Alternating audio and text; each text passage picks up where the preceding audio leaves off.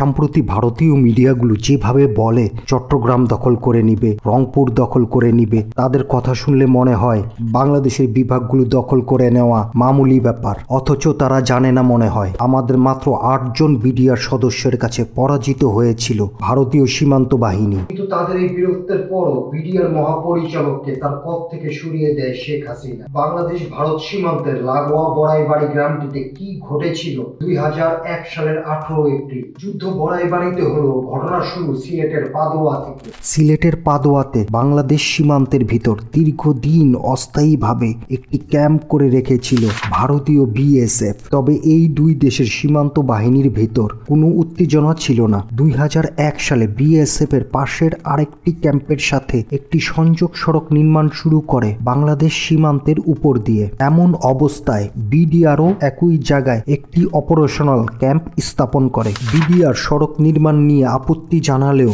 BSF তাতে কর্ণপাত করেনি, উল্টো বিডিআর ক্যাম্পে 6 রাউন্ড গুলি করে। জবাবে বিএসএফ এর ক্যাম্পটি চারিদিক থেকে ঘিরে ফেলে বিডিআর এবং 70 জন বিএসএফ সদস্য নিঃশর্তভাবে আত্মসমর্পণ করে ভারতে ফিরে যায়। কিন্তু লজ্জাজনক এই ঘটনার প্রতিশোধ নিতে পরিকল্পনা শুরু করে বিএসএফ এবং কুড়িগ্রামের বড়ইবাড়ির বিডিআর ক্যাম্প দখল করার প্রস্তুতি নেয়। 2001 সালের 18 এপ্রিল ভোর রাতে স্থানীয় কিছু কৃষক তাদের জমিতে সেচ দিচ্ছিলেন। এমন সময় তারা দেখেন ভারী অস্ত্রশস্ত্র নিয়ে ধান ক্ষেতের উপর দিয়ে হেঁটে আসছেন কয়েকশো সেনা। তাদের মধ্যে কয়েকজন হিন্দি ভাষায় বিডিআর ক্যাম্পের অবস্থান জানতে চায় কৃষকদের কাছে। কৃষকদের একজন সাইফুল ইসলাম বুদ্ধি করে তাদের ভুল ঠিকানা দেয় এবং বিএসএফ সেদিকে রওনা হয়। সাইফুল ইসলাম বিএসএফকে ভুল ঠিকানায় পাঠিয়ে ছুটে যায় বড়াইবাড়ির বিডিআর ক্যাম্পে। সেই সময় ক্যাম্পে ছিলেন মাত্র 8 জন বিডিআর সদস্য। তারা এই খবর পাওয়ার পর দ্রুত গ্রামবাসীকে নিরাপদ স্থানে সরিয়ে দেয় এবং নিজেরা ক্যাম্প ফাঁকা রেখে গ্রামের বিভিন্ন জায়গায় লুকিয়ে পজিশন নেয়। কৃষক সাইফুল ইসলাম নিজেও আনসারের প্রশিক্ষণ প্রাপ্ত ছিলেন। তিনি অস্ত্র হাতে নেন। বিডিআর সদস্যদের সাথে এরপর অপেক্ষা। কিন্তু বিএসএফ সদস্যরা ভুল ঠিকানা থেকে ফিরে এসে বিডিআর ক্যাম্পটি খুঁজে পায়। সাথে সাথে তারা ক্যাম্প লক্ষ্য করে এলোপাথারি গুলি ছুটতে থাকে। কিছুক্ষণ গুলি ছোড়ার পর তারা ভাবেন বিডিআর সদস্যরা মনে হয় ক্যাম্প ফাঁকা রেখে পালিয়ে গেছেন।